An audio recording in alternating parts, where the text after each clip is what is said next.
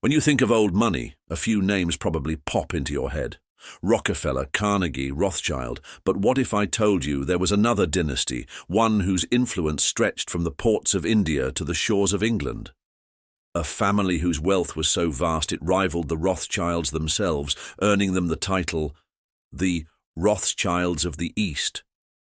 This is the story of the Sassoons, a family of Baghdadi Jews who built a global empire on trade, ambition, and deep, deep controversy.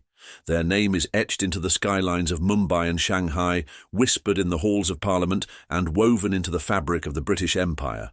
It's a story of unimaginable fortune built on the back of the world's most valuable and destructive commodity. It's a tale of refugees who fled persecution to become the confidants of kings and queens. This isn't just a history of wealth, it's a story of power, identity, and the complex, often dark legacy of an empire that reshaped the world. It all begins not in a London bank or a New York boardroom, but in the ancient, labyrinthine streets of Baghdad, with a man whose decision to flee would change the course of history. Our story begins with David Sassoon. Born in 1792 in Baghdad, he wasn't just some common merchant. His father, Sheikh Sassoon ben Saleh, was the city's chief treasurer, a man of immense power, who served the Ottoman pashas. The Sassoons were leaders of Baghdad's ancient Jewish community, and according to family law, their lineage could be traced all the way back to King David himself. This was a family that understood power. David was groomed to follow in his father's footsteps, and for over a decade he held that same powerful position as treasurer of Baghdad. But life in Baghdad was a tightrope walk. The political winds could shift without warning. A new governor, the notoriously cruel Dawood Pasha, came to power and saw the city's prosperous Jewish community and its wealthy treasurer as a piggy bank. The environment grew hostile, and persecution became a real threat. David Sassoon was threatened, even held hostage. The family that had advised rulers for generations was now at the mercy of one. The fall from grace was swift. For David Sassoon, the choice was clear: stay and risk everything, or flee and start over. In 1829, he made the fateful decision. He escaped Baghdad, fleeing first to the port town of Bushehr in Persia.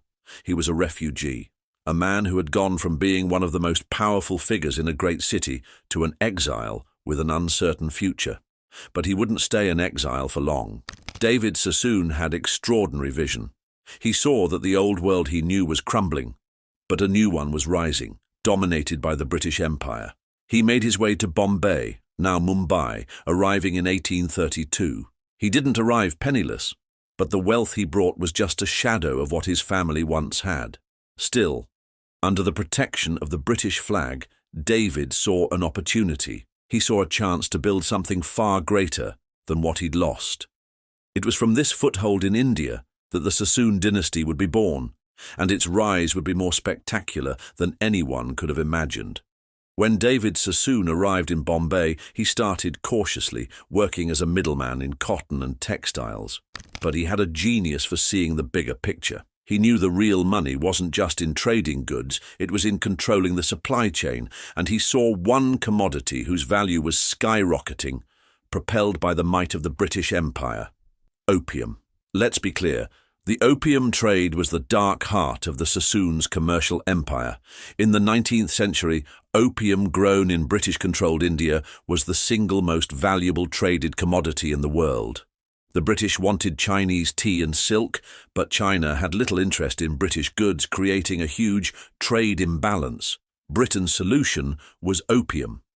By promoting addiction on a colossal scale, they could force an entire nation to trade for a destructive narcotic. David Sassoon, a shrewd businessman, saw his chance and aligned himself with British imperial interests, knowing their power guaranteed his profits. The First Opium War in 1839 was a pivotal moment.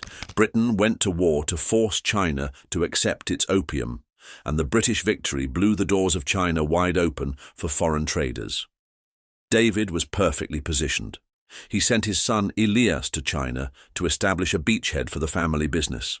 The Sassoons began shipping vast quantities of Indian opium into Chinese ports. They didn't just participate in the trade, they came to dominate it. By the 1860s, David Sassoon and Company was a major player in the opium trade. As one competitor put it, silver and gold, silks, gums and spices, opium and cotton, wool and wheat, whatever moves over sea or land feels the hand or bears the mark of Sassoon and Company. The profits were staggering, and the family's wealth exploded. They took their earnings and invested in cotton mills, becoming the largest mill owners in Bombay.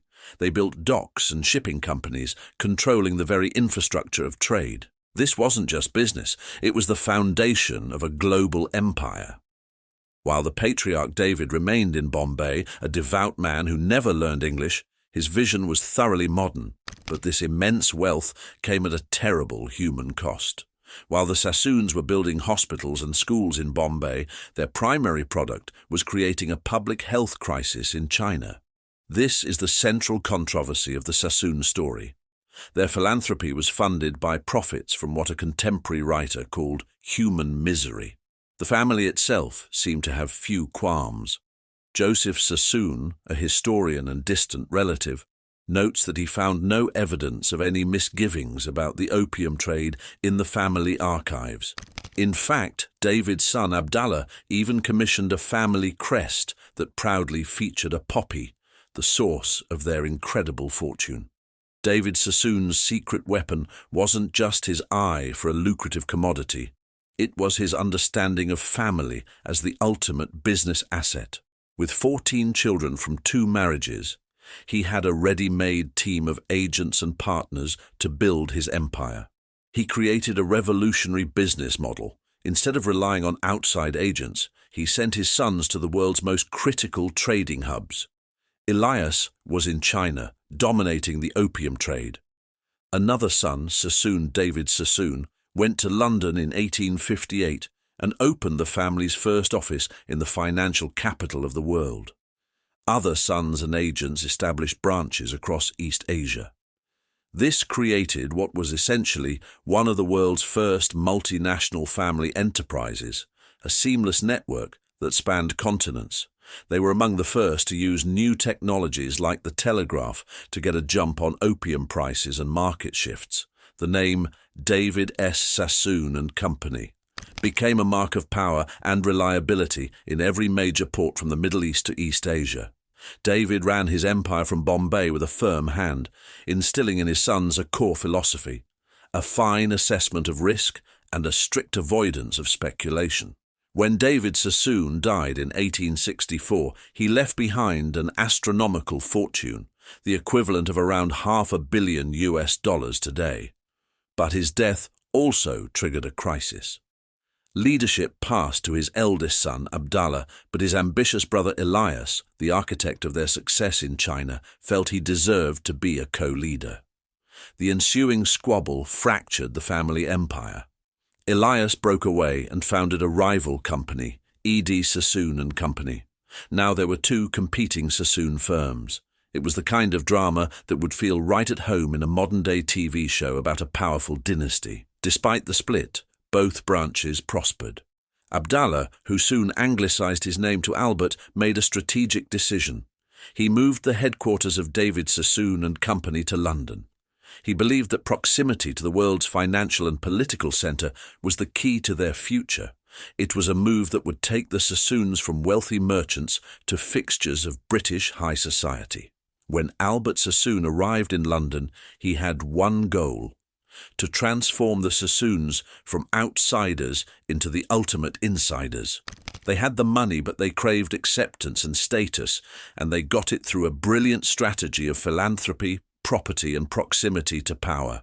First, philanthropy. Following their father's example, the sons endowed their new homes with schools, hospitals, libraries, and magnificent synagogues. In Bombay, the David Sassoon Library and the Sassoon Docks became iconic landmarks. This wasn't just generosity, it was public relations, recasting them as civic benefactors. Second, property. The Sassoons acquired grand estates that announced their arrival. They owned magnificent homes in London's most exclusive districts and sprawling country estates that became stages for extravagant entertainment. This led to the third and most important pillar: proximity to power. Albert Sassoon masterfully cultivated a relationship with the future King Edward VII. The Sassoon brothers became central figures in the prince's inner circle, hosting him at their estates and becoming his trusted confidants. This royal connection opened every door. Albert was knighted in 1872 and made a baronet in 1890, becoming Sir Albert Sassoon. He also received the freedom of the City of London, a prestigious honour. They solidified their position through strategic marriages. In 1887, Albert's son, Edward, married Aline Caroline de Rothschild, directly uniting the two greatest Jewish financial dynasties in the world. Their integration wasn't seamless, however. Some in the snobbish aristocracy still viewed them as Orientals or exotic outsiders, with one paper publishing a viciously racist poem about Sir Albert. They navigated this by embracing a dual identity. They were proudly Jewish, but they also became quintessentially English, anglicizing their names and sending their children to Eton and Oxford. The third generation, embodied by Sir Philip Sassoon, represented the pinnacle of this assimilation. A member of Parliament and a celebrated society host, his homes were gathering places for the most powerful people in the world, including Winston Churchill and members of the royal family. The family that had fled Baghdad as refugees was now hosting British royalty in their English country mansions. Their ascent was complete. The Sassoons' golden age was built on a cracking foundation. Their fortune was inextricably linked to the opium trade, and by the turn of the 20th century, the moral tide was turning against it. The devastation in China was impossible to ignore. While the Sassoons commissioned portraits by John Singer Sargent, figures in China were waging a desperate war against the drug destroying their nation.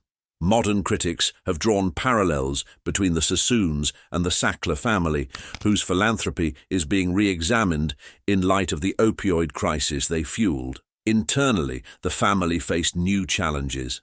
Their integration into British society began to erode the foundations of their business. The third and fourth generations were more British than the British. The intense work ethic of their patriarch was a world away. Making money was now seen as common, unfit for an English gentleman. Sir Victor Sassoon, a prominent member of the fourth generation, epitomized this shift. A dashing figure, he moved the focus of the E.D. Sassoon Company to Shanghai, becoming the king of the city's real estate and building iconic structures like the Cathay Hotel. He was a formidable businessman, but his interests were increasingly focused on high society pursuits like horse racing and photography. The family's loyalty to the British Empire, once their greatest asset, also became a liability.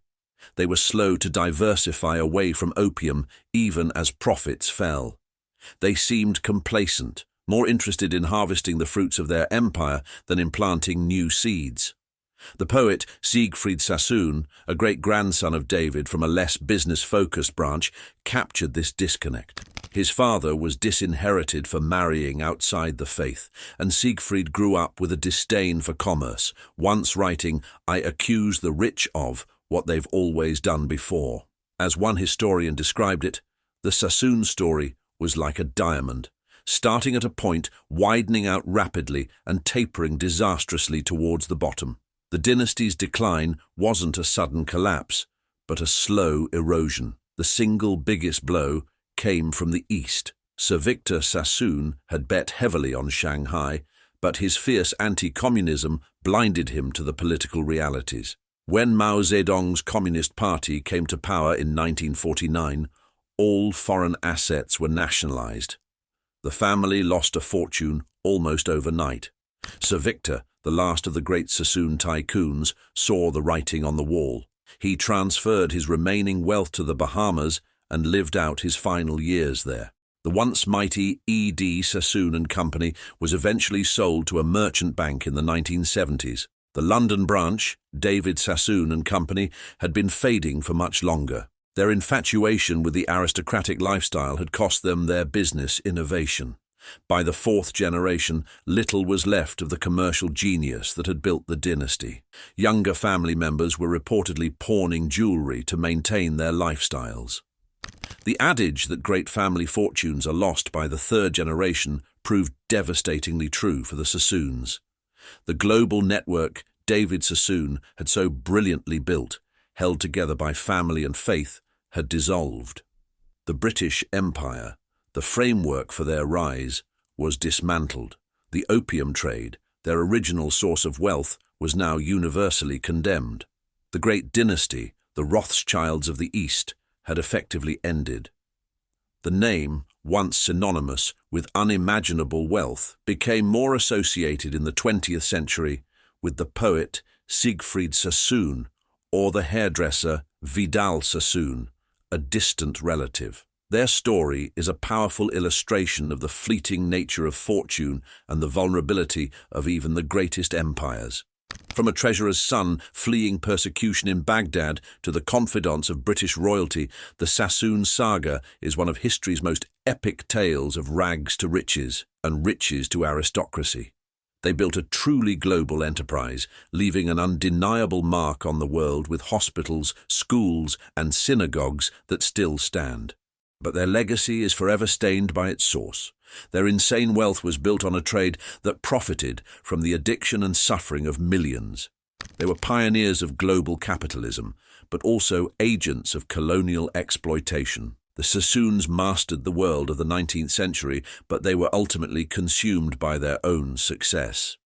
Their ambition took them to the pinnacle of society, but in embracing the life of the English aristocracy, they lost the very drive that got them there. The empire built by the patriarch in his traditional Baghdadi robes was squandered by his heirs in their English tweed. So, what's the verdict? Are the Sassoons best remembered as brilliant entrepreneurs and philanthropists, or as ruthless opium barons? Their story is a powerful reminder that history is rarely black and white, and the legacies of the great dynasties are often written in shades of grey.